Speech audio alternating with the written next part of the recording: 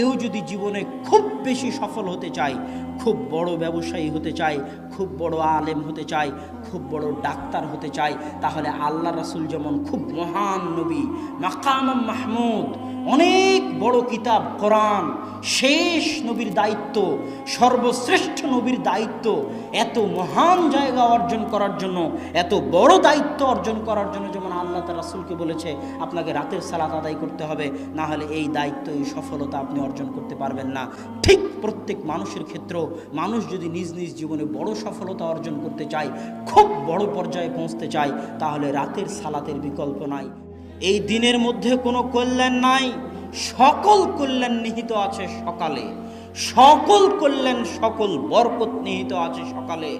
আল্লাহ রাসূল বলতেছেন ইন্নাল্লাহা জাআলা লিহাদিহিল উম্মাতাল বারাকাতা ফি বুকুরিহা, আল্লাহ আমার উম্মতের জন্য বরকত রেখেছেন সকালে, আল্লাহ আমার উম্মতের জন্য বরকত রেখেছেন সকালে।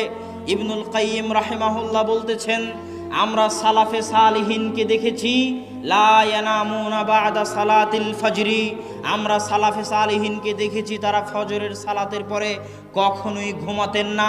হাত্তা ফিস সিদ্দাহ ওয়া ফিস সাফার, যদিও তারা কঠিন অবস্থার মধ্যে থাকেন না কেন, কঠিন সফরে থাকেন না কেন, সফরে থাকলেও রাত জেগে কাজ করলেও তাদেরকে আমি ফজরের পরে ঘুমাতে দেখিনি।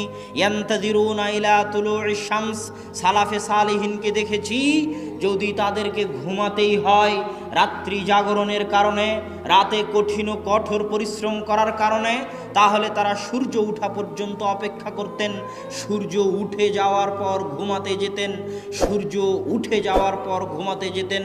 ফজরের পর থেকে নিয়ে সূর্য ওঠা পর্যন্ত এই সময়ে যতই কষ্ট হোক না কেন, ইবনুল কাইয়িম বলতেছেন আমি সালাফে সালিহিনকে ঘুমাতে দেখিনি। কেন? ইন্নাল আরযাক ওয়াল বারাকাহ তানজিলু মিনাস সামা, মানুষের রুজি রুটি বরকত আল্লাহর পক্ষ থেকে সকালবেলা অবতীর্ণ হয়, আল্লাহর পক্ষ থেকে সকালবেলা অবতীর্ণ